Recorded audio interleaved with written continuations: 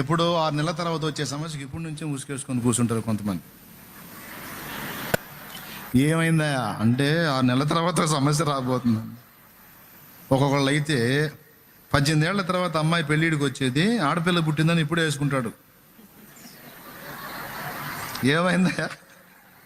అమ్మాయి పుట్టిందన్నా, అబ్బా అమ్మాయి పుట్టిందా? మరి సమస్యలు 18 ఏళ్ళు దాటినా కదండి. 18 ఏళ్ళు అంటే ఎంతసేపు వస్తాయి అన్న? రేపో ఎల్లుండో వస్తాయన్నాడు. అయ్యా, ఆడపిల్లల్ని ఇచ్చిన దేవుడు వాళ్ళని గట్టెక్కించడానికి న్యాయం చేస్తాడు కదా, అన్నేస్తుడు అయితే కాదు కదయ్యా. ఒకళ్ళిద్దరు కాదన్నా, 3 అన్నా, 30 మంది అయితే మాత్రం ఇచ్చినోడు గట్టెక్కిస్తాడని నమ్మకం లేకపోతే నువ్వేం విశ్వాసం అయ్యా? కాదయ్యా, ఏం విశ్వాసి? నాకు తెలిసిన ఒక కుటుంబం ఉంది, 9 మంది ఆడపిల్లలు. ఒక అమ్మాయిని తమ సమర్పణలో తీసుకున్నాడు, 8 మందికి పెళ్ళిళ్ళు చేసి పడేశాడు యేసయ్య.